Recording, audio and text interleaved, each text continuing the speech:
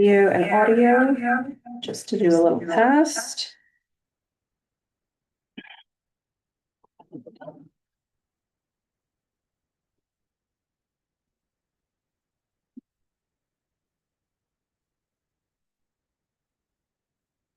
No good. Did you hear anything about Jen?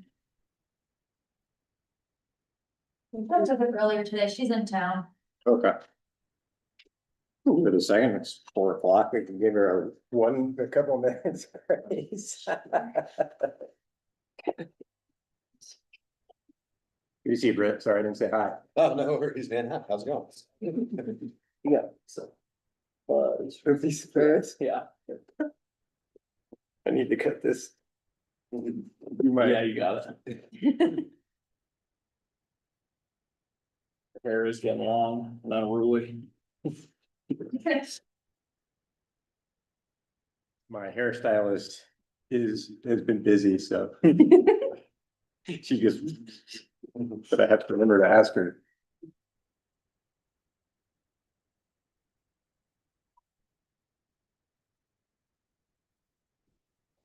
All right, we'll go ahead and get going.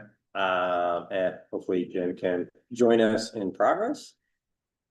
We'll call together, we're gonna do the town work session first, right? Yes. Yeah, we're gonna call together the town council work session meeting for today, Tuesday, May 12th. We'll do a quick roll call of who's here. Brad Hornsby. Josh Ewing. Spencer Wade. Erie Haas. All right. And hopefully Jen will join us here. Karen Nelson, serving as town manager. Leah Collins, administrative director, and for the record, I'm 402. Okay, it's 4:02. And we have with us Roll call. Jennifer Davila. Jennifer Davila. No worries. Getting going with the work session agenda.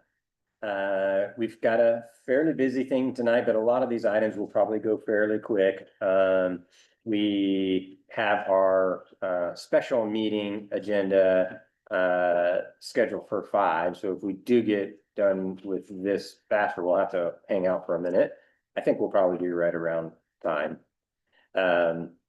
We'll start off with our discussion of the wildland urban interface issue, which we talked about a while back now. I'll maybe just do a very, very quick reminder of the issue and then ask Malia to do a little bit of a report from planning and zoning.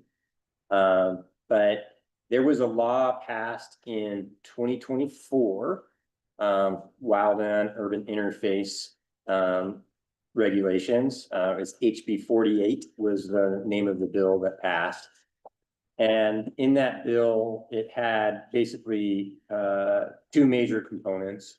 One of them was creating a new fee system to charge people that live in super high, we'll call it super high wildfire risk areas, to pay into a system and have their properties assessed. There are none of those super high risk areas in Bluff, so that part of the bill didn't apply to us. But the second part of the bill really does apply to us, and that says that any municipality that participates in the cooperative wildfire system has to adopt the wildland urban interface codes. And it's really not an option for us not to be in that system. What that system does is essentially indemnify the town from wildfire fighting costs in the case of a major wildfire. And so you could imagine a big wildfire hits Bluff, does a ton of damage. There's just no way the town could cover those wildfire costs. So we really need to be part of that cooperative wildfire system. So we don't really have a choice as to whether or not to adopt the wildland urban interface codes.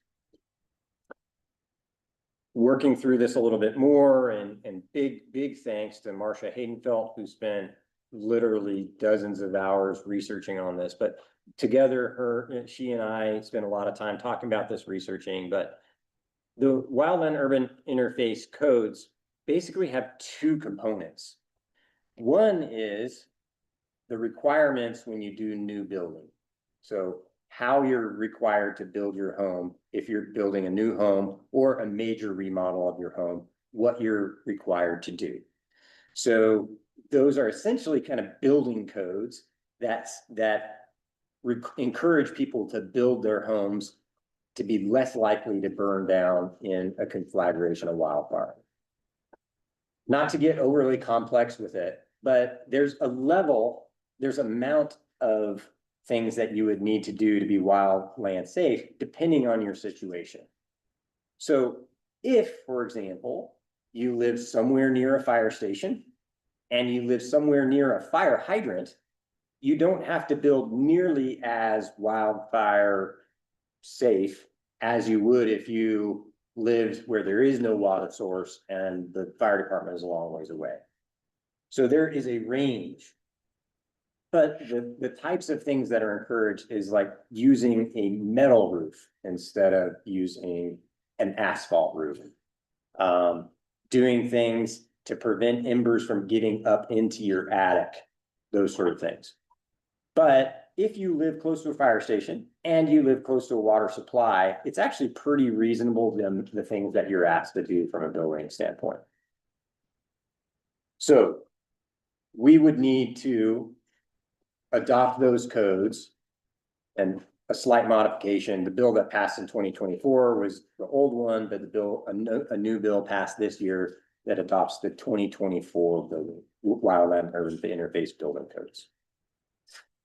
So we would, in the case of new construction or major remodels, we would be asking people to meet some level of fire safe building, depending on their situation. Most people in Bluff live close enough to a water supply and close enough to our fire station that it wouldn't be very onerous. There's a second component that I really didn't clue into till Marsha and I started working on this, but that is enforcing basically defensible space, making sure that we don't have too much flammable vegetation too close to our homes and businesses. And that is not just for new construction. That is for everybody. So we need to make good faith efforts, like we did with our project, a month or so ago. We need to make good faith efforts to keep people from having too much flammable stuff near their homes.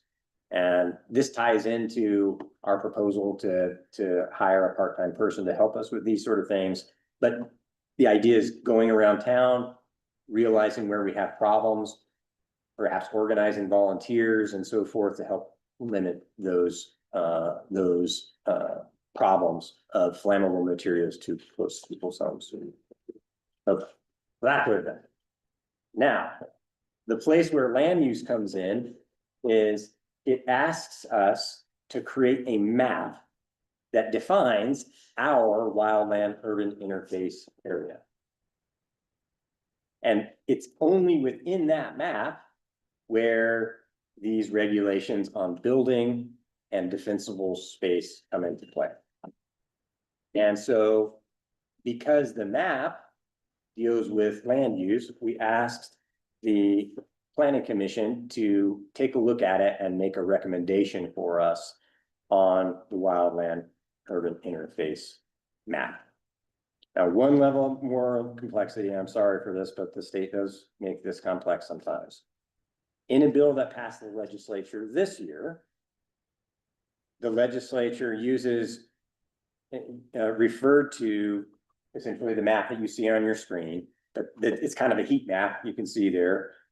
The super red, which you can maybe barely see on the right side of the legend, which is over on the other side of the river, that would be that extraordinarily high level that you'd have to pay a fee for. We don't have any of that super bright red in Bluff.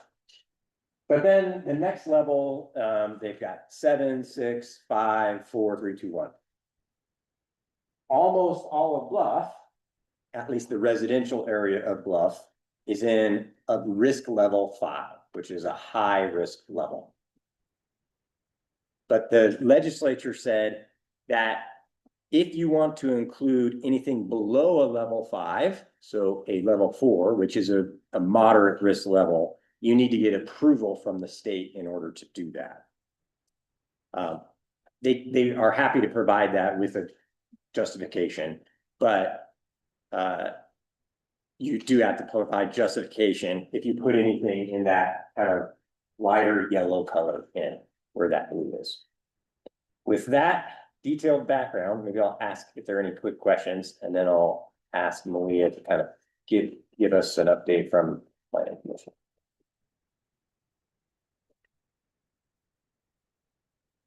While you guys are asking questions, I'll walk up.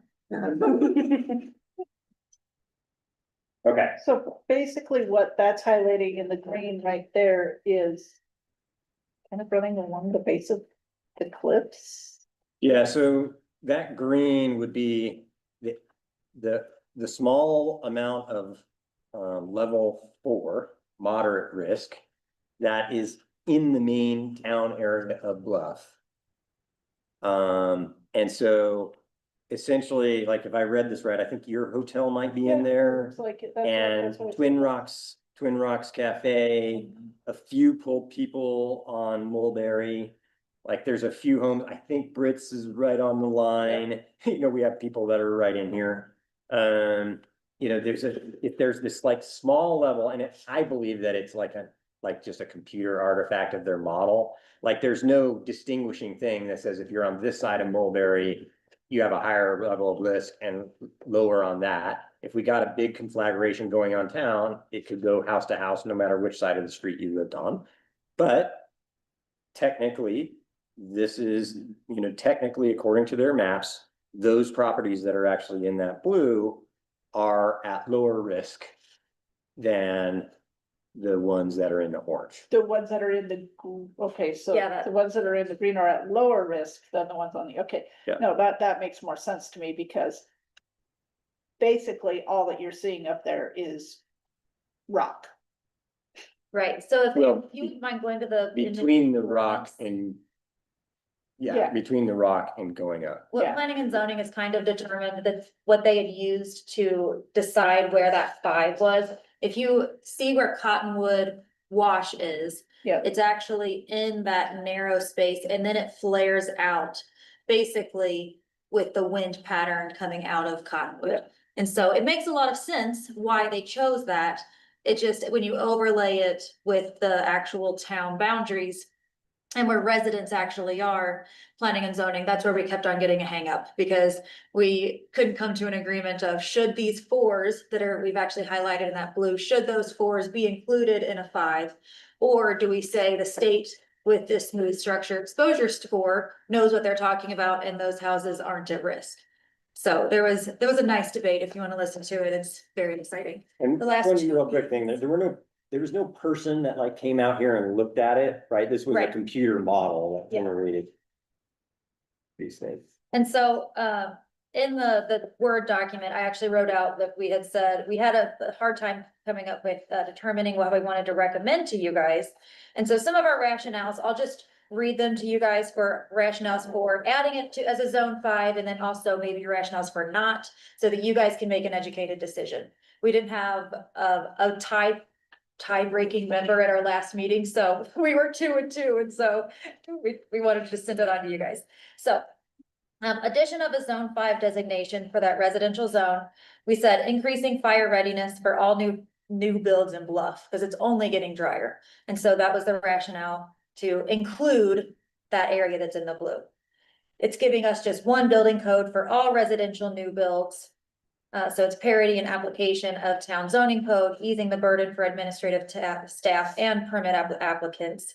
That way our building department isn't looking, oh, well, actually, you're on this side of that line. Oh, and you actually, if you build on this side of your property, then you don't have to follow this code, but if you're on that side of your property, you do. So we were just hoping to make it easier. You're residential, you're in the 5, you have to follow these building codes. Adding to level 5 of 8 as proposed follows the density in town. Based on what we know about fires, it's easier for it to spread if the buildings are closer together and if the wind is blowing from the west, as it usually does. So it could minimize that risk and ensure that new builds are prepared. Preparing town and landowners for future risk factors and acknowledge the risks present from historical fires, like the one that actually occurred on Cemetery Hill. So we, like, has been pointed out previously, in that zone 4, there actually has been a fire, the most recent fire in town. Reasons to adopt it as presented by Utah DNR and not including the proposed changes, the space in the green or the blue. Additional cost to homeowner, the new builder that state has deemed is a lower risk.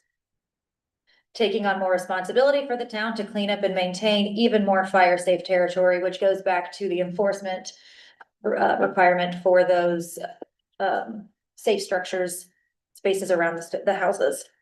The instructions suggest to follow the science under only one category, smooth structure score. However, almost all categories, most of Bluff is not in a 5 zone, so we don't really have fire danger in most of town. Why show that we do?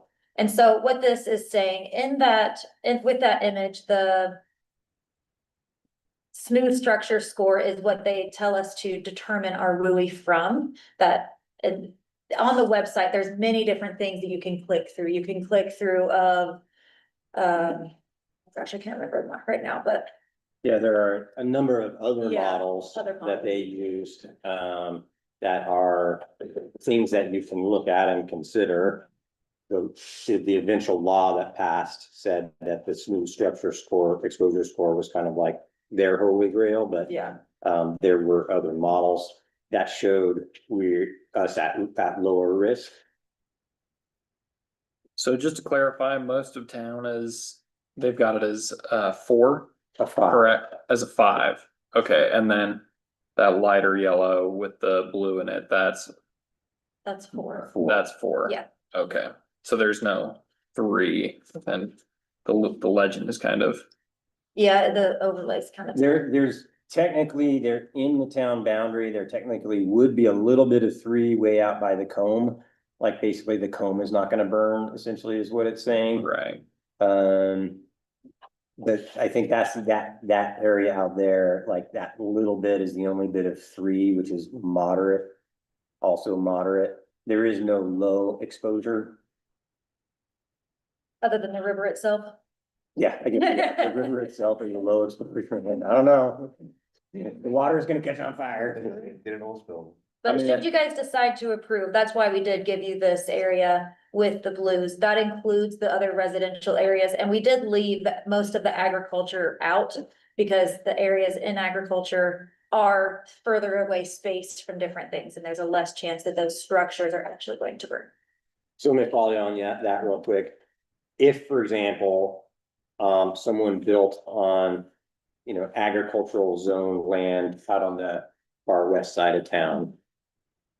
According to our zoning, they're only allowed like 1 property for a large area, right? Yes, they are out in where there could be wildfires, but if their house caught on fire, it's not gonna catch anybody else's house on fire. Right. That was at least part of our discussion. Sorry, I'm having some difficult Technical technical. difficulties. Uh-oh. not yet. Oh, you're locked out because you didn't create a new password? Well, I did create a new password and now it's doing this. Shoot. I mean, my thought would be, I mean, it makes sense to just move all of the residential areas to 5. I mean, treat it all like high exposure, just, I mean, take that precaution wherever we have a density of homes. Makes sense to me. it's not science, but living on that corner, it's windy as hell, like all the time. Oh, yeah. Through there, it's Well, I windy. mean, If anything you're in a catches on bad fire. spot, right up on top. Yeah, but I mean, seeing down below, it's just windy all through Zion Bill, like all that area, and that's what we're talking about, like. No. Sign builds is down below, right? Yeah, They're right, you're right. Yeah, design build. Oh, you're right, that's what it's- Yeah, right here. they're on that corner. Talking up Calf Canyon Road. Correct. So it cuts Mulberry, it cuts Black Locust, and then like onto Main Street, and then even Cemetery Hill. Cemetery. So Yeah, it cuts quite a ways up Cemetery Hill, probably around the dwelling site up there. it just moving diagonally through blocks Just doesn't moving make any diagonally. sense to me, Yeah. so, you know what I mean? You got it moving through a block. One side of the block is one, the other side, that's two. I mean, I support, putting this in, asking to include this and update it. Yeah, I mean, I like the fire code, building codes regardless of this mandate. That'd be a good conversation regardless of them asking us to. definitely. Any commentary on the commercial zone just further north of that? I don't see that as the recommendation. For Like up on the bench. no, I'm No. sorry, At the for base of bluff the- dwellings. Like where Buffalo. They're not part of this. Correct, that was part of the discussion, and because they are further away from some of the other businesses, it was not recommended, but you guys could definitely include that, we can amend our map to include that as well. I would think it would make sense to include that because there are so many structures all right there and being in that drainage, I mean. The fire jumps the road, the wind's just gonna push it right up that canyon. So, but let me understand maybe the rationale, which I think maybe I understand, which is. If the idea is, we're trying to prevent what's called an urban conflagration, where fire is jumping from house to house, like the really sad stuff that we've seen in California. Essentially, we essentially be saying it's like, if Bluff Dellings doesn't want to build fire safe, like the only people they're hurting them is themselves, kind of deal. Right, like they're not likely to catch anybody else on fire, whereas in the rest of town, like it could easily, because of more density and not being in a canyon. I mean, to me, you would want to build fire safe if you're in Cow Canyon, like that's just smart, but you're not really risking anybody else because it's just rock around you. Is that kind of the thinking? Yeah, it was. But I mean, back to an argument that we did make for adding this for ease of building department, it may make sense to include it. Any new structure built in town, you have to follow these fire safe codes. Period. Otherwise, it is back to referencing this map and okay, well, actually, you are on that side of the road and you're not included, so you're actually good, so. So did you all overlay like our zoning ordinance? Like to me, it seems like from my rough memory of the zoning for town, the only places that would be zoned residential or commercial, the only place that would be zoned residential or commercial that wouldn't be in this WUI would essentially be where we were just talking about. Is there any other residential or commercial that wouldn't be in? Yeah, thank you for pointing that out. Yeah, I don't think so. That wasn't our intention to leave anything else out. That rough drawing may have left some things out, but when you guys vote, we can create a final map to include all of those, whatever you'd like, including those residential and commercials. I guess I buy the simplicity argument, and I also would add to simplicity a fairness argument where it's just like, because you live on this side of some computer models thing, you're not held to the same standard as your neighbor. And it feels like to me, like as a firefighter, like I don't want anybody's house to burn down. And I don't think, because of the fact that we do have water supply in these areas, they're not going to be asked to meet the highest level of fire protection, right? They're going to be asked at a much lower level that doesn't add an extraordinary amount of costs to the build. So in my view, like that fairness argument, as well as just the wanting our town to be safe, I would say I would lean toward adding the wildland urban interface match over all of our residential and commercial zones. And then the agricultural zones, which are further away, we would say it doesn't apply because the logic is that whole like urban conflagration thing doesn't apply. I agree with that. That's my thought as well.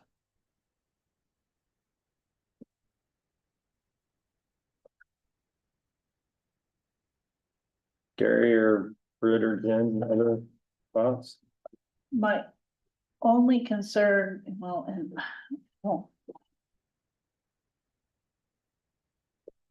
I wonder if this affects homeowners and business owners insurance rates. That's, that, you know, I mean, I wonder if we say, okay, we all are in X, you know, fire area exposure, if that's going to just give insurance companies Reason. a reason to skyrocket insurance rates. This came up in the past, we talked about flooding, like same Yeah. issue, it's like, okay. Yeah. Designated, it's like, oh, well, now insurance skyrocket, so. Yeah, so I spoke to the coordinator for this program at the Utah League of Cities and Towns, and it was raised by several other mayors and council members there.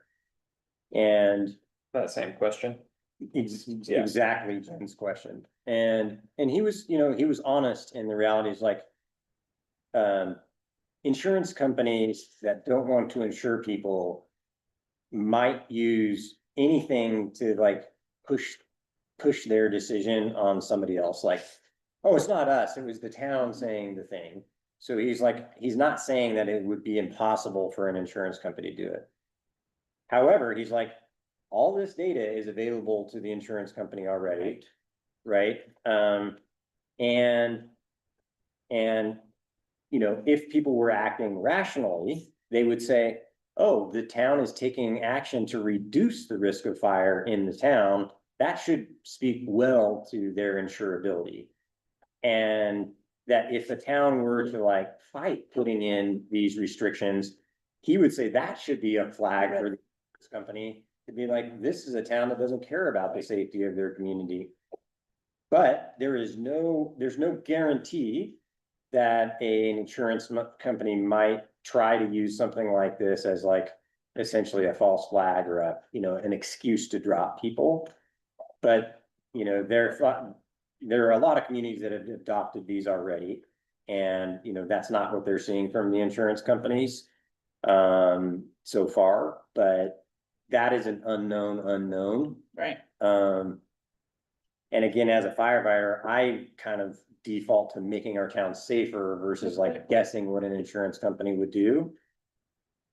But Yeah, know. I mean, I know in the last year, my business insurance rates have doubled. I know that Jared's have doubled. I can't speak for anybody else because Jared and I are the only two that I've had conversation about that with. And I wonder if they didn't double because if these maps all just came out, if they're using that, and that could be something that we could come back and say, look, we are, going about this for this reason. yeah, in my view, as a town council and as a town government, what we have in our control is making investments to make things safer. So like making investments in our fire department, if we upgrade certain things, we get better points on our ISO scores. That should hopefully bring down insurance. Like those are things that we can do. But there are definitely people that are like, if the state's not forcing you to do it, don't do it. And I think, I'm not gonna say that's not a reasonable position. I lean towards the fairness and making more buildings safe. I don't know that we have a huge, I mean, if it's the metal roof as using that as a standard, I don't even know if we have that many buildings honestly in town that don't already have metal roofs on them, because that's kind of what we've all been encouraged people to put on their houses just for replacement costs and things like that. So to me, that's not an undoable thing. You can, if you have somebody who comes to you and says, put a metal roof is gonna cost me 3 times as much as a shingle roof. Well, not when you don't have to replace your shingles 4 times in the life of the ownership of your house or something like that. Does it require pitch on the roof? What's that? Does it require pitch on the roof? I think that only comes into play if you don't have water supply. Okay. So there's a whole chart where basically there's 3 levels of the highest level of fire retardation, medium and low. And if you have like sufficient water supply nearby, basically you're gonna be in the low. And I think like even metal roofs might not be required in the low. It's only when like, okay, you don't have water supply, you're a long ways from the fire department, like things that start stacking up. Where they're like, okay, you gotta make your house more and more fire safe, because it's gonna take a while for like a water tanker to get to your house or those kind of I've things. just seen some, houses go into that southwest style or flat roof.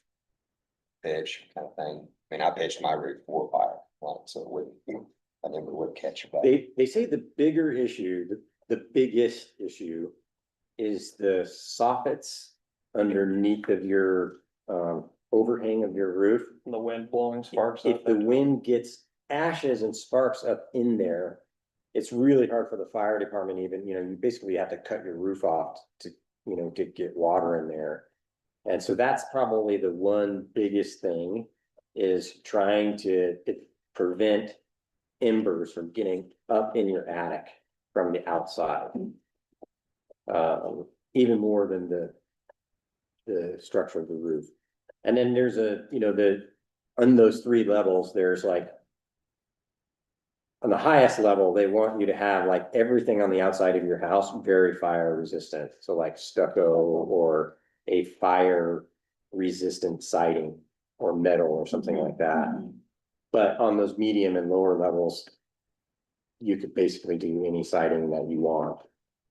Well, I think in the middle one, you can do like shingle siding, like wood shingle siding, like those sort of things that obviously burn really easy. I think we're really fortunate in Bluff too, that we do have a good scattering of fire hydrants and can't really think of any residences that are really that far away from a fire hydrant. And I believe that it's in the code someplace that if you are that far away from a fire hydrant, you need to pay to install a fire hydrant. Yeah, I mean, the Can't remember exception that would, for sure, but the exception would be places like the Mission and stuff that are a little further away and are not on the water system. But again, they're kind of choosing to build in those places, and they're unlikely to catch someone else on fire. Mhm. Well, and if we needed to put a fire hydrant in at the Mission, I believe that they have water pressure and things like that, that it wouldn't be that hard to put a hydrant out there. So we're not making a decision. This isn't a vote on this tonight, but maybe if you don't mind taking just a little straw poll, or like if we're comfortable moving in this direction, or if we need to make changes before we bring it up on the agenda. Anybody have serious concerns with going the direction that I lined out of residential and commercial zones? Good. Sounds good to me. And this is essentially for new construction, or then, Yeah. yeah, And with the exception of that defensible space, right, which is just smart. yeah. It's smart, but not everybody does it. Even in my house, I think I have some things I need to do with rabbit brush, which can catch on fire, so. Yeah. And remodels. There's a major remodel, yeah. Right. But, I think there's a big education component.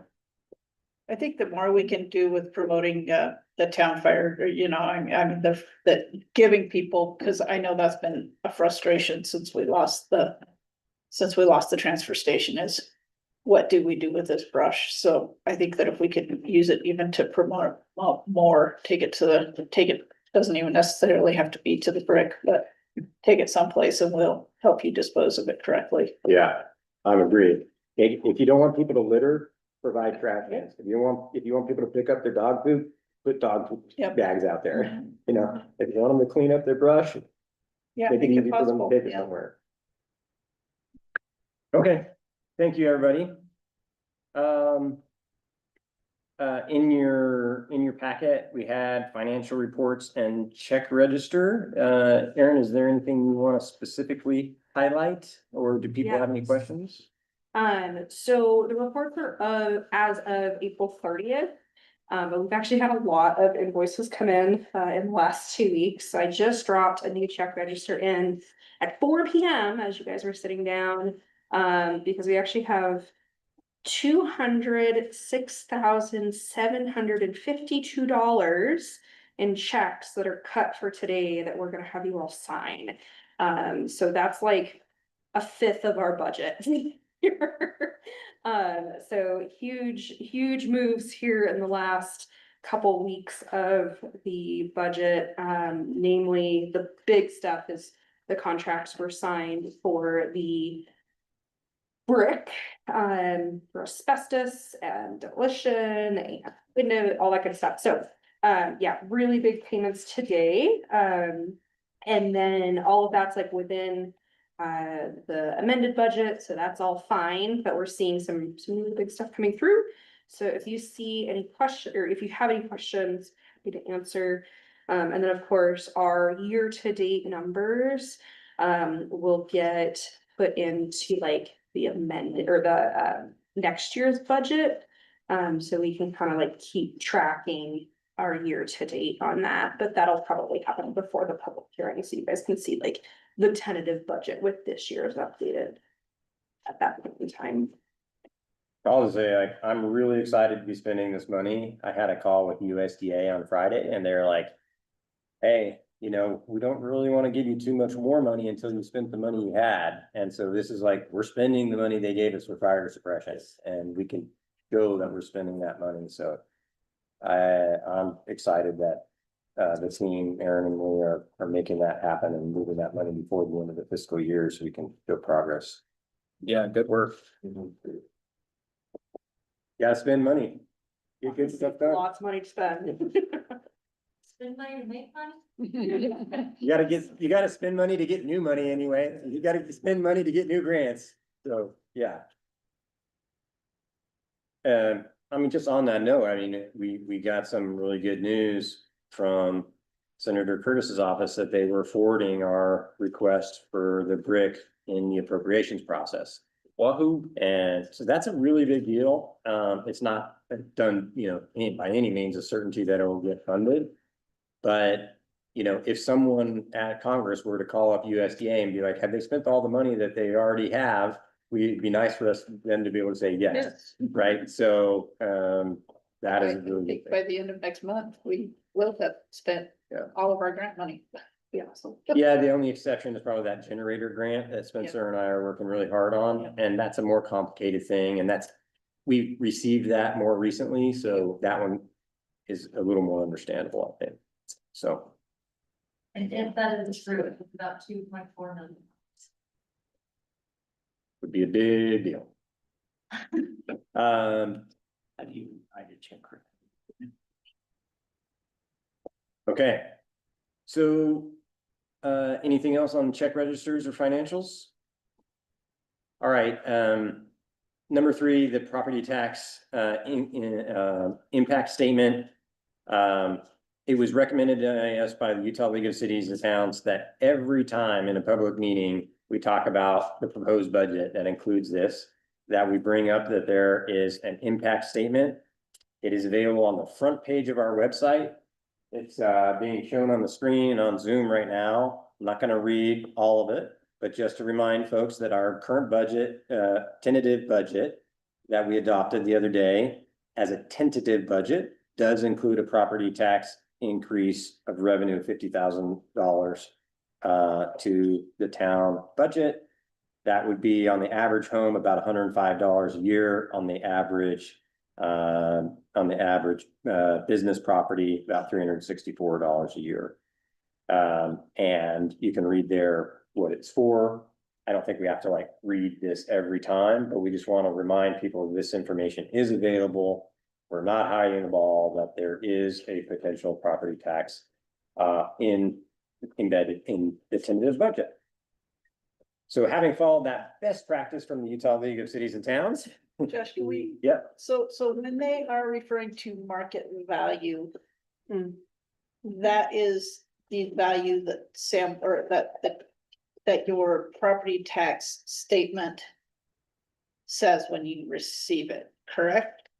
Yeah, so it is a little more complex when it comes to a primary residence, because primary residences get Get a an lower. exemption.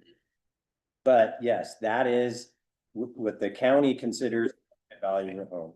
So when we came up with that 233,800, that was based on data that the county assessor's office provided us, where they said, you have this many residential properties, that the total value is this, we did the math as the average, that's what it came out. I think you could argue like that, you know, my brain sends us think that the average town house in Bluff maybe is a little higher, but you know, we do have a good number of mobile homes and those sort of properties that probably are lower, so. Well, maybe I guess where my question is coming from, if someone wanted to try and weigh what their property tax increase would be, my thoughts are that you could go to your property tax statement from last year and see what they listed as your market value, your taxable value on that property, you know. Or on you that could, tax or you statement. could call the county assessor's Right. office, right? Yeah. That's public information, they should be Yeah. able to provide you. That's why we provided those two numbers, one is the average and the other is 500. So, you know, the 500 one makes the math a little bit easier. If your house is to, you know, 400, you could take 20% off of Right. that kind of deal. And I think that's something in our open house that we're doing next week. Like if people are like trying to figure that out, we could probably even help them with the math on that. It's not hard math to do based off of this. If they have their like property tax statement from last year that says what the county thinks their market value is, and that's a good point. It's what the county thinks the Right. market value is. We could help them figure Right. out what that would be. It's not necessarily, I'm gonna go put a for sale sign on my property and this is what I'm gonna ask. Or It's- what it- Zillow, or yeah, what Zillow says exactly, it is, or Zillow says whatever. it is. That's a good point, yeah. It's not what Zillow says what it Yeah. is. It's not what your realtor says it is. Yeah, It's it's what the what county. county, it's what you pay taxes on currently. And so the dollar amount for the annual, so that's why we have residential versus business, because Right. businesses are not getting an exemption. But this calculated value is for a primary residence, which receives that 45% exemption. So that's all baked into there.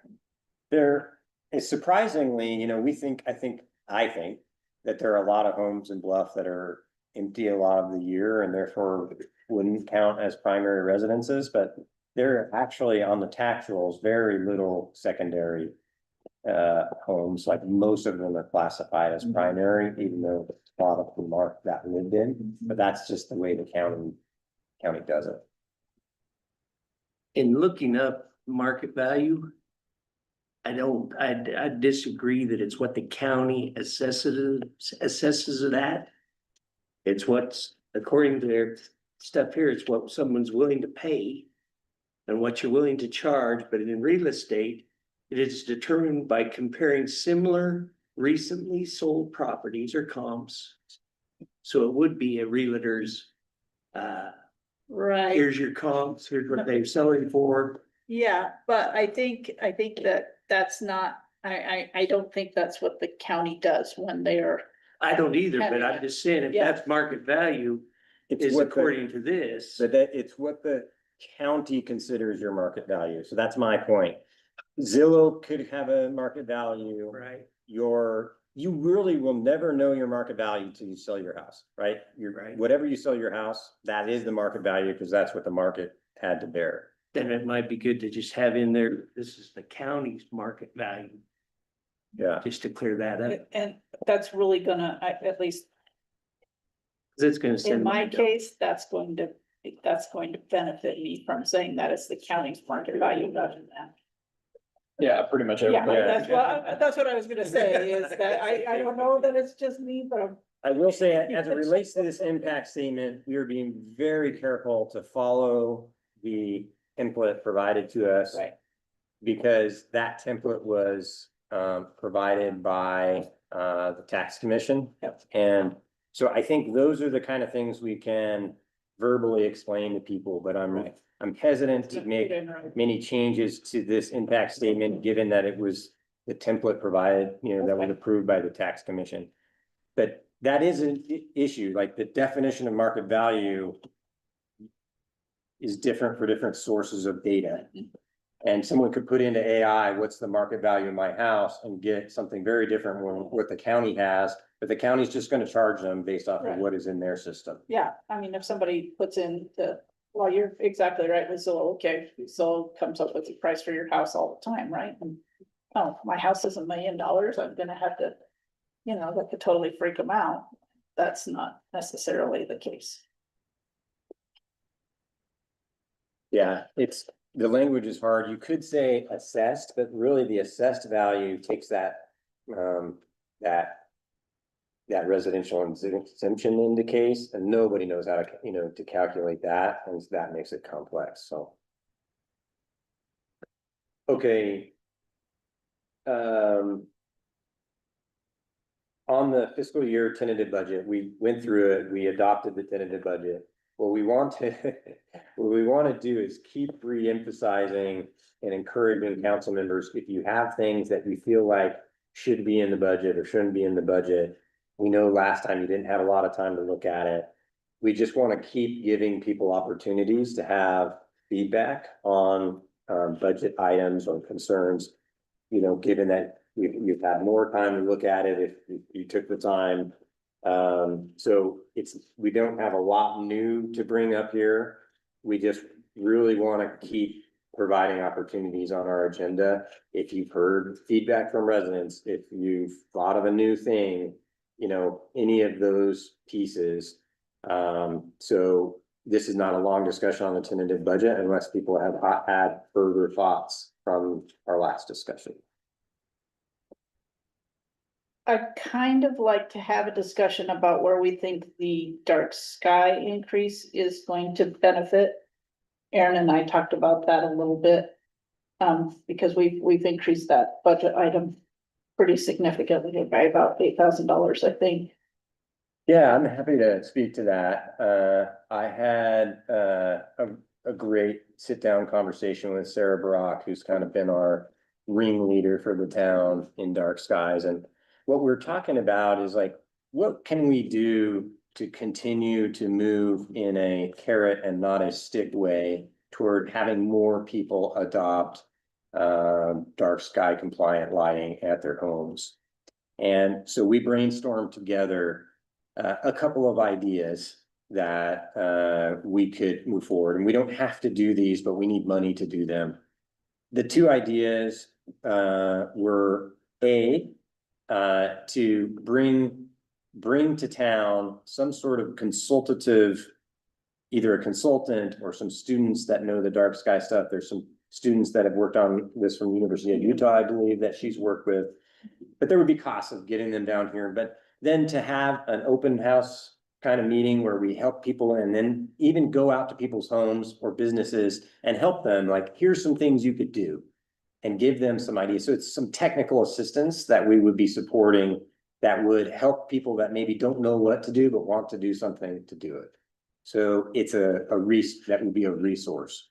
And so, we don't have an exact budget of what that would cost. It depends if we hire a consultant or get students to do it or whatever, but there would be some cost to bring people down to be able to do that.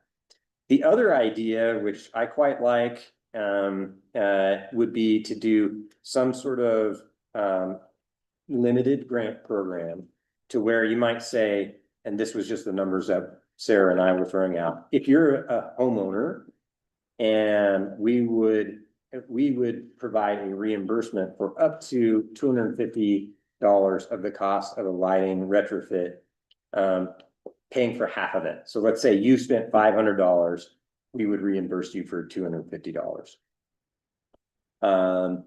If you spent $750, we'd still only reimburse you for the $250, but there would be some like financial incentive for the homeowner to do it and be reimbursed. And then a similar thing, but larger on the business side. So it might be like up to a reimbursement up to $1,000, right? Again, that's not going to cover a full retrofit of a big business, but it's like showing that the town is doing some investment. And of course, we'd have to say it's kind of like on a first come, first serve basis. This is a pilot program to see if it would work. But those were the two ideas that Sarah and I had. It doesn't mean we have to do either of those or both of those, or we could do something else. But the idea is in the idea of doing positive things to get people to be more dark sky compliant, what can we do? So my thoughts on that, because Aaron and I had discussed it a little bit.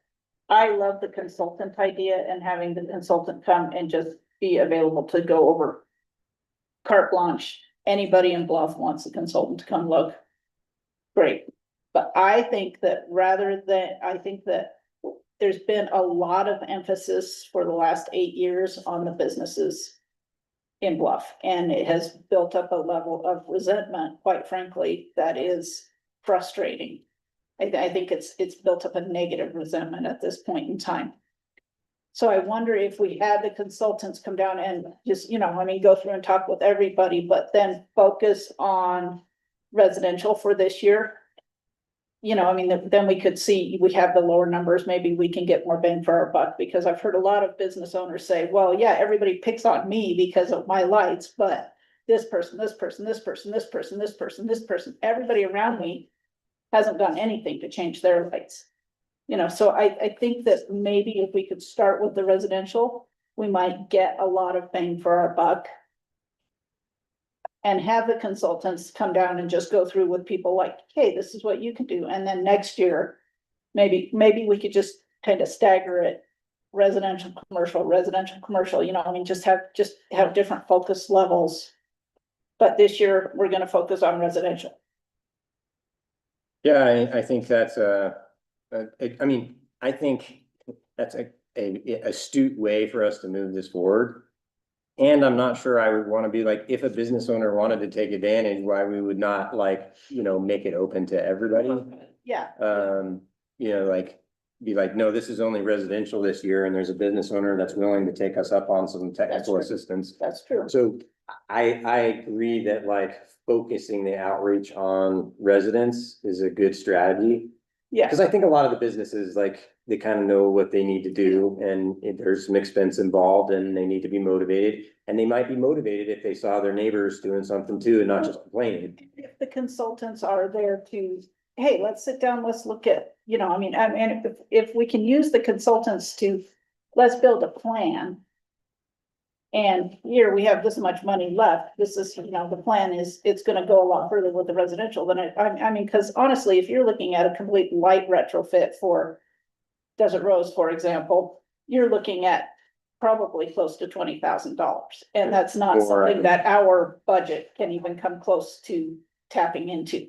But if we had 75 residences who changed out their porch lighting or got rid of the street light or something to that effect, we can hit a lot more of those with the amount of money that we do have budgeted. And we can still show that we're working on this overall. And if we're working on a plan with the businesses, that next year it's like, hey, yeah, okay, let's line out your plan. Let's really look at fixtures. Let's really look at what we can do with this. Because also those properties are gonna take longer to develop a plan than just saying, let's go change your porch light. I mean, I agree. I think it'd be more bang for the buck there. So those are early ideas. It's not, in the budget, it's not prescriptive how exactly you would use it. I think the idea would be, Sarah was gonna look into calling some folks and seeing how much it costs, and then Yeah. obviously if we put this in the budget, then she could come back to us with a more specific plan that we could approve. Cause we would need, especially if we're gonna do, pay for consultants or do a grant program, we need to bring that back. mhm. Any other budget questions? All right, just encourage everybody. I was gonna say, the only other thing I got, so our insurance representative called yesterday.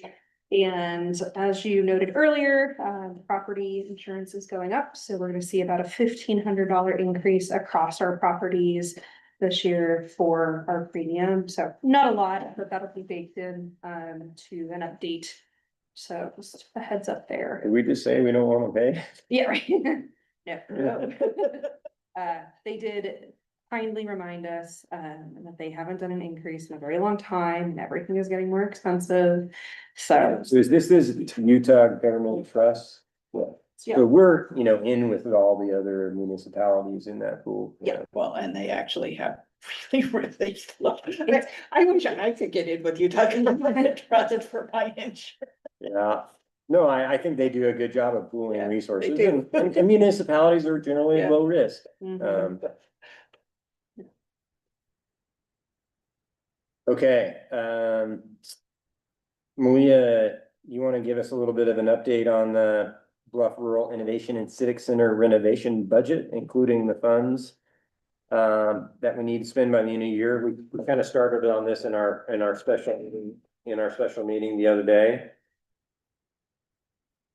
Yeah, I unfortunately don't have too much of an update. I did request a membership with CES, the procurement company. And so that was requested at the end of last week, so hopefully they'll get back to me and then I can figure out exactly what we'll be looking at if we choose to go with like toilets and buying for like certain things specifically for the brick. I also was chatting with our demo contractor. And he said that he could even put some plywood on all of the floors, if we would wanna go that route. So I'm getting some quotes. I don't have much to report today, unfortunately, on this. So I'll come back to you guys. I'm also waiting for Uncommon to get back to us and let us know exactly how much we have left. That we're gonna owe them by the end of June. And so still just getting some numbers put together and I'll have more to report. Well, what does he mean by putting some plywood in? Yeah, so what he is saying is the areas where they remove the asbestos that is not concrete. So the areas of the flooring that are wood are the future daycare, the town offices, the council chambers. And then that little storage room off of council chambers, those are all, they've removed the flooring all the way to another set of wood. Subfloor. Subfloor. Sorry, I'm a project manager. And so what he is saying, they could actually put in some plywood to level it to the level of the Okay. concrete.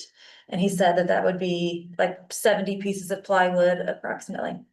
So that's another option, but waiting on numbers before we really figure out which route we would want to go. So I guess it feels like we kind of need two things. We need with the checks that we're signing tonight and all that, like how much money do we need to spend before the end of the year to maximize our grants? Right. You know, like what's that number? And then with that is what could be our plan to try to spend that money before the end of the fiscal year? For sure. Yeah, and Aaron has just pulled up my budget for the brick, which has what we have actually spent so far and what is allocated for different grant funds. And so, like you're saying, I need to figure out exactly how much we have left, because I still haven't heard back from fire suppression, what they're gonna charge us for bonding. And so we still don't know for sure what that total is. So still just waiting to hear back from quite a few people to get an idea of what that number is, so that we can decide what we want to spend it on. Okay. And we also is there a update on the lighting retrofit project too? Yes, so that is for this building. So we had a contract with, or we were working on a contract with Ultralights. This is taking you guys way back to like this time last year. We approved a bid from Ultralights from out of Tucson. It was going to be about $40,000 for them to replace our 54 fixtures of fluorescent lights with LEDs. We went through the entire process, sent the contract down to them, and they said, oh, in this contract, it actually says that we have to have a Utah license. What? Yes. And they're like, we looked at what it would take to get a Utah license and we don't have the time and anything for that. I said, all right, never mind. So I went back and we had received a bid from Lyle, Northern Electric for about $23,000. And we had to turn that bid away because it wasn't complete. So I actually asked them to revise it, and they revised their bid for us, and they've come down and taken a look at it. And so their bid, or their total is $24,984.04 to retrofit all of our lights. So it would be these 24, both of our closets, the stage, our restrooms, and the senior center would all have new light fixtures, and we would have no more fluorescent light fixtures in this building. And And they that's would also also grant put funded. dimmers. That's also grant funded, And right? this is also grant funded. We have $27,000 in a grant. And this is only 24.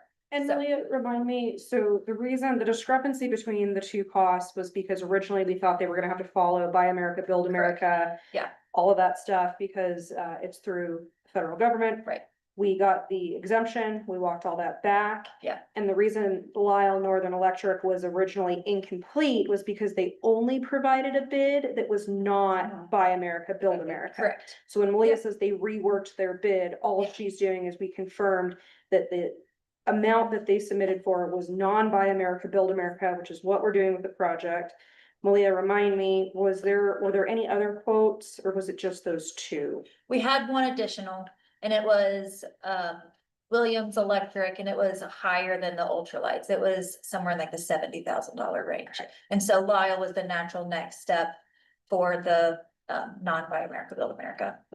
So what I'm hearing would be your recommendation, you know, it has been a little bit of time since this went out to bid, but you had a very thorough RFP process previously where you contacted a lot of folks. I mean, clearly the folks who bid like weren't even applicable because they didn't have a license. But in all of your research up until this point, would there be another firm who would be qualified and able to do this? Or do you feel very confident that we got the best price for this project? I feel very confident that we got the best price for this project Thank through you. Lyle or Electric. And we're supporting local. Thank you. So, my thought is that, given that history we just heard, that the staff, we're good with the staff moving forward. And I don't think that we need to have a formal vote on the issue. They responded to the RFP, it's a lower bid than the other ones, we need to spend this grant money. But we wanted to kind of update you all on that, and if anybody feels strongly we need to vote on it, we could put on the next agenda, but feels comfortable to me to move forward unless anybody thinks otherwise. Good, Fabulous. okay, Thank you, thank you. thanks for the hard work on that. Something for you to sign at the end of it. Something Okay. for you to sign, and we should see the retrofit probably in the next month. Excellent. And then the process, once we pay it, we can ask for reimbursement through the grant agency, correct? Correct. Thank you for that clarification. Thank you.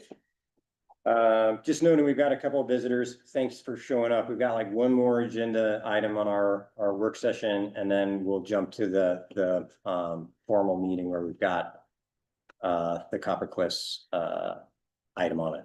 So hopefully it'll be just a couple more minutes.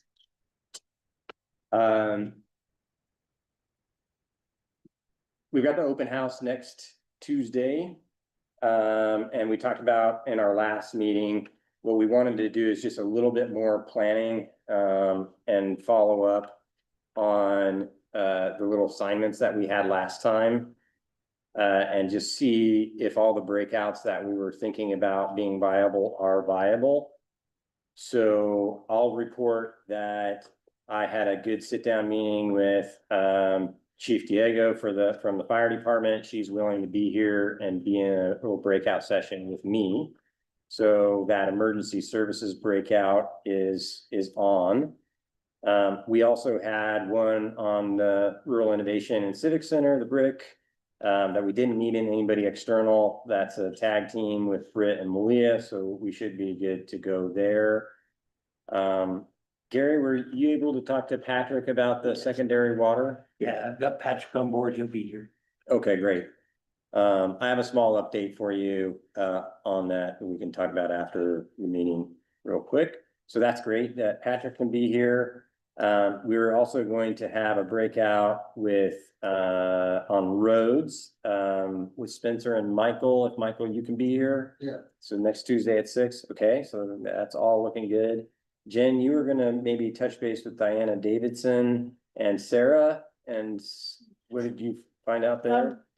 So Diana is not available to be here, but she and I can come up with some type of presentation, just, I mean, just kind of explain the importance of business funding to the town of Bluff and kind of what we can anticipate we'll see with the increased spending money to Bob. Cool, and just to reiterate, we don't need any formal presentations. Right. There'll be like kind of breakouts around the room where people can come around and talk about that issue, ask questions, hear why we're proposing what we're proposing, that sort of thing, but it doesn't need to be any big formal.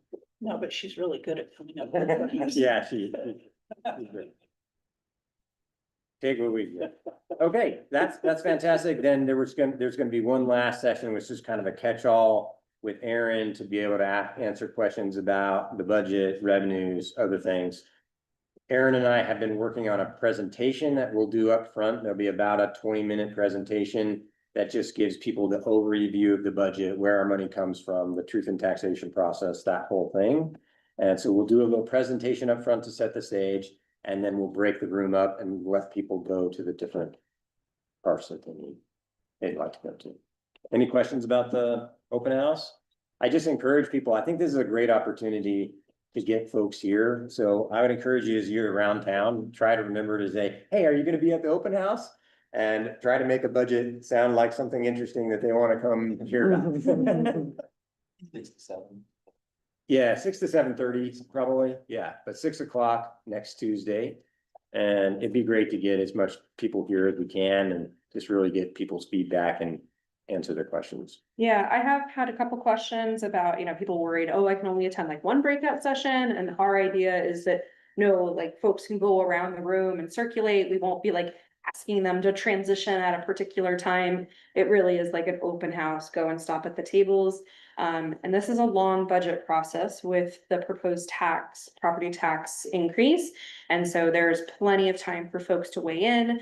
I did just post all of the public notices regarding our first budget hearing on Tuesday, June 2nd at 4 p.m. Of course, we'll have the truth and taxation public hearing, certified tax rate in August. But there's lots of time, but this is a great event for people to come and get everything, started here all at once.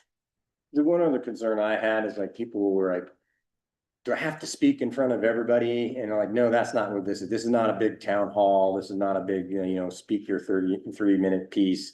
This is really come ask questions here, learn. There will be an opportunity for people to speak their piece later in the process, so. I love this idea because this is something that I've wanted for a long time, is just how can we have a conversation, because we get 3 of us in the room and no, can't talk about that. It's like, how can we do this that it's not, on the specific public record and isn't, it's just people asking questions, clarification. And our plan is to record the first little presentation bit, and then it's gonna be a little chaotic to record individual sessions. I've gotten that question as well, but that part will be, via Zoom. And then, we'll do our best to provide a recap in the first meeting in June. But yes, from where Jen is coming from, this is, and Mayor Viewing, it's a little bit less pomp and circumstance, more just let's get folks in a room and talk. So. I guess there is one other agenda item we wanted to quickly give you all a heads up about and talk about, which is we're coming up on fire season, and municipalities kind of have the responsibilities for setting fire bans within their town. My thought is that we would mirror the public lands around us initially. And so almost certainly as of June 1st, all the public lands will go into what's called stage 1 fire restrictions, which means you can only have a fire in an established campground. And my thought is that we would do the same, except for we would say you can only have a fire in an established, like, built fire ring. So not just at a campground. You could have one at your house if you have an established fire ring at your house. But you can't just have an open fire. You can't burn weeds. You can't do other things like that. And then, as the season progresses, we'd likely go into a stage 2 at some further point. My thought is we would put this on our agenda for our next meeting to go ahead and put that fire ban effective June 1st into the record. Anybody have concern with that? Okay. Good. I think I'll just say we won't do any others for now, and we'll jump to our actual special meeting. And then if we have other things, we can throw them on the bottom of that. So we will go ahead and adjourn our work session, and we will start our formal special meeting agenda This is Tuesday, May Wait, 12th. I've got to stop it. All right, so meeting adjourned at 5:10 PM. Sorry, Stop the recording. Yeah. Make it easy to, yeah, upload. there you go. Okay, sorry. Now we are restarting. We are convening our special meeting for Tuesday, May 12th. It's a little after 5 o'clock, 10 minutes, 5:10 now. We're doing this special meeting to handle a couple of important items. As we do with all meetings, we're gonna do a little roll call real quick. Sorry to do this again, but Rick Hornsby? Jennifer Davila. Josh Ewing, Spencer Wade. Jerry Hawes. Aaron Nelson serving as town manager. Administrative director. all right, we're covering our bases. We also do a public comment period every time we have a meeting. Is there anyone in the audience here that wants to give a public comment? And if there's anybody online that wants to give a public comment, I would encourage you to raise your hand or put your name in the chat. I really just see Kathy online, so I think we're probably safe there. If I missed it, go ahead and put in there. We can come back to you. Okay, all right. Having finished that, we'll move on to our first order of business. This is a project that has been worked on for a little while.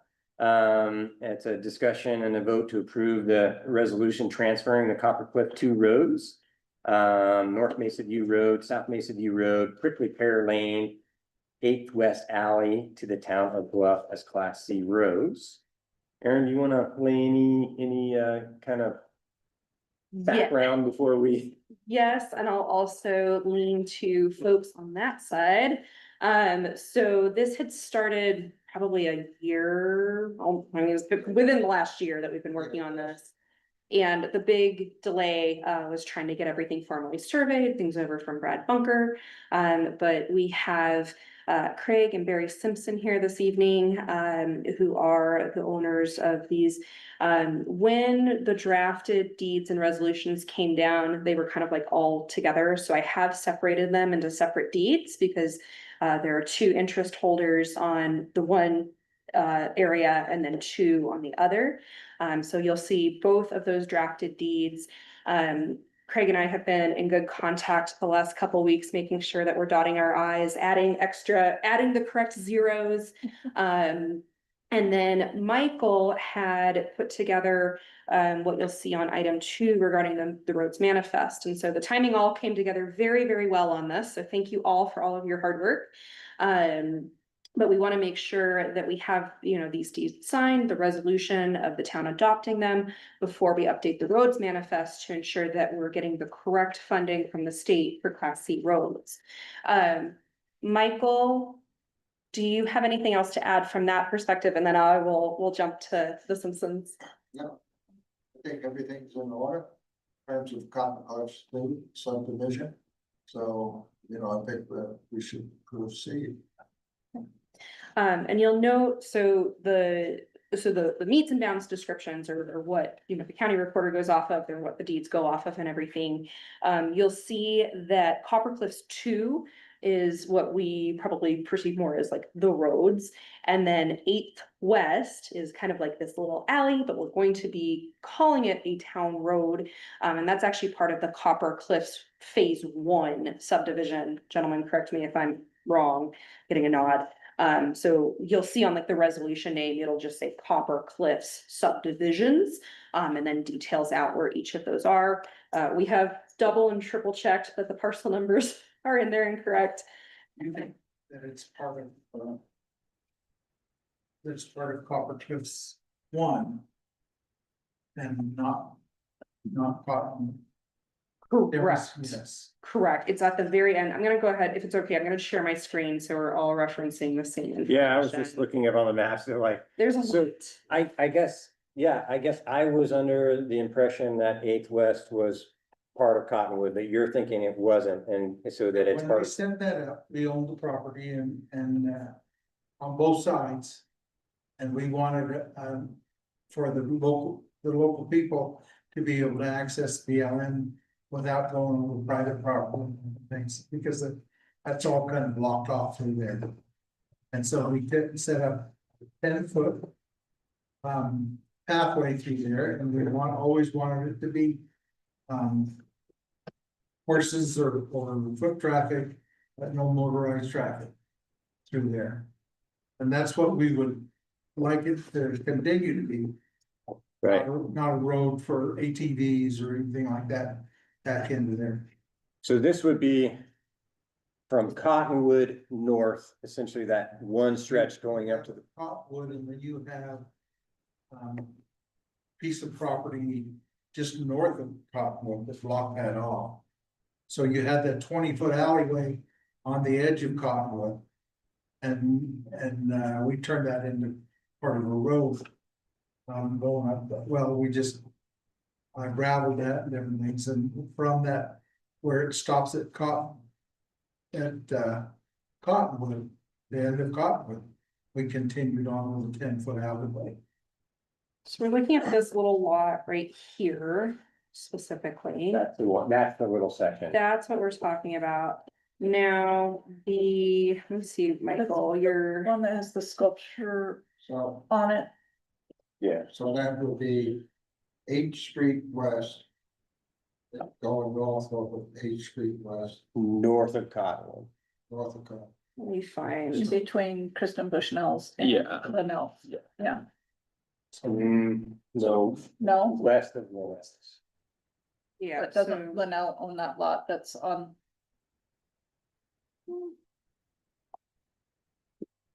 so if I'm seeing this correctly, Michael, I might need to have. So I guess my question right now, because I'm seeing this little 10-foot as like this Right up there, here, correct, gentlemen? Yeah. So is this piece already part of our roads, Yes, it is. Michael? Okay, That's a cedar. this right here is a C road and was it already transferred to the town? Well, 8th Street West, we inherited, it was the county, it's one of the roads we inherited when it Gotcha. was transferred from the county to the town of Coleman. Okay, so what we're saying is that we're also gonna be taking. So this is a good clarification point as to if we can use class C roads on this section right here. Like I could see using class C roads on what was already designated a town, but if the purpose. And long-term use is not going to be as a class C road, but just an access point, then we would want to. Yeah, take that minute Designate. rounding error of a thing off the road manifest. Right. It doesn't qualify as a. So it doesn't qualify. But that doesn't change what the receiving that from these guys. Okay, gentlemen, are you in agreement of? Okay. So yeah, So Steve Simpson and me, the brothers, and we put that together, and so we're turning that over, me and Steve. Right. The other one, me and Barry are owners of, and we're turning that over, the road. And, this, and that one would be So- over here. So this little section on 8th West is the only one that's like you and Steve, and then the rest is you and Barry, okay. Correct, so that's why we've got the two different deeds. There is just one resolution accepting both of those. So yeah, so you've got that there. And then the second one would be this complete, so you'll see in the resolution, it's referenced as the names that the residents have been using, what we will be using for like addressing and things like that. So this is what they referred to as Prickly Pear Place. This is North Mesa View Lane and South Mesa View Lane. In total, it's very nice that it was subdivided the way it was because it's just one property tax parcel number. Totaling about 2.8 acres roughly. And then this connects down to Highway 191 and then up to Cottonwood there. So if everyone's kind of oriented correctly. Anything else from you all and looking through everything? Any other concerns or things that we need to bring to council's attention? no, I think you've got it. Alrighty, sorry. Yeah, it seems like this is a little, long time in the coming. You guys did a great job with the roads out there, making them up to the right standards and it's just an appropriate time for the town to you know, take them in as town roads and take over the maintenance for them, get the Class C road funds for them. And it's our understanding that the signs are gonna actually be delivered tomorrow. So we'll work with we'll find maintenance contractors to get everything installed. I know that was a big one, that we agreed if the town was taking these on, we would have all the appropriate signage. Thank you, Michael, for getting all of that coordinated. And then I think the only other, minute thing would be that survey for Brad Bunker. So we'll provide an invoice less the deed consideration for that. I think it's like $250 in total for your portion. So that would be the only outstanding item on our side, unless there are any concerns there.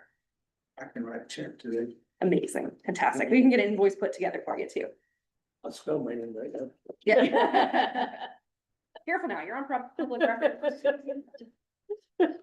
Justin. Anything else on your side? Slip past me. Okay. Yeah, no. Any other questions or discussion from the council on this? All right, hearing no further discussion, I'll call for a vote to approve the transfer. This is a resolution, so we should have a roll call vote. So Yes. Yes, Josh, yes? Yes. Yes. Okay, so we have 5 yeses to approve the resolution transferring the Copper Cliff Road. So really appreciate the work with the Simpsons on this, and we will consider them adopted and work through those final last steps. Excellent. It worked. Thank you all. Excellent. So we've got the deeds, and then it is my intention to get these recorded actually tomorrow, because I was already heading up to Monticello. So if that's okay with you, I will get you all the copies. Can I provide things via electronic Sure. to the email address we got previously? Awesome. Thank you so much, Craig. We really appreciate it. Sure. Thank you. Well, let me get it right. No. What's the last name? I'm the one that come and sees you all the time for the surrounding area, Oh. tourism. Oh. Good deal. Thank you so much. You have a number? I can leave a check or? Yeah, yes, give me half a second. Stop sharing my screen for just Yeah, a second. while you're handling that, we'll go ahead and consider adopting the updated roads manifest to submit to the Utah Department of Transportation. This manifest would, take in the revisions of removing the roads up on the bench where the disconnect happened, and then adding these roads. And anything else to say on that, Michael? No, the roads on the bench, down 3.3 miles of dirt road. Well, I think I explained at one point how they look the way they so overall, we lost 2.47 miles and that was dirt roads. Sorry about that. so just for clarification in my mind, with our final agreement with the disconnect, we still own essentially the east half of Bluff Bench Road and not the west half, or did we, No, we All of it, all of it? Okay, including Yeah. a 6 foot right away. okay, yeah, okay. Thank you for update and clarification. I just couldn't remember what. We went back and forth on that a lot, so I couldn't remember where we settled out on that. So that paved road is still in the town. Okay. But all the roads north of North of there it are or, yeah, not. okay.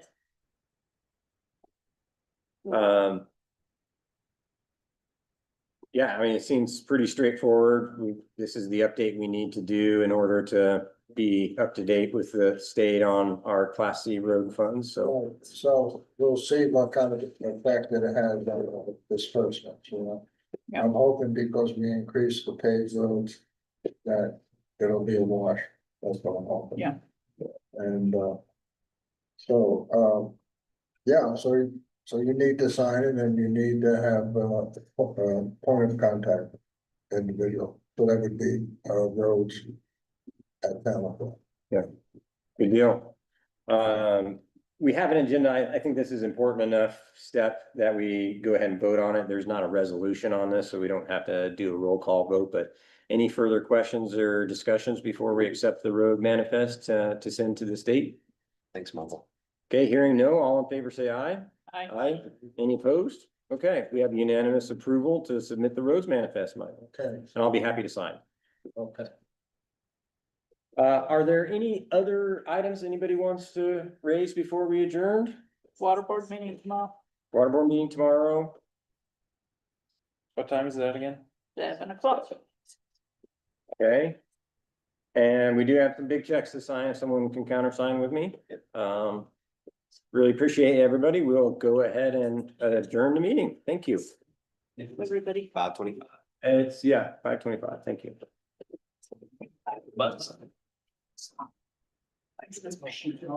Okay, and I don't know where I overcame my voice to speak without my brain. We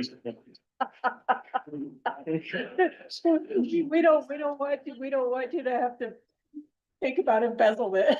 If proper use of council. all night now. It's just embezzling town money. It's just a normal Tuesday. You want to sit down? We stopped the recording. Okay, since that was still on, these are all jokes.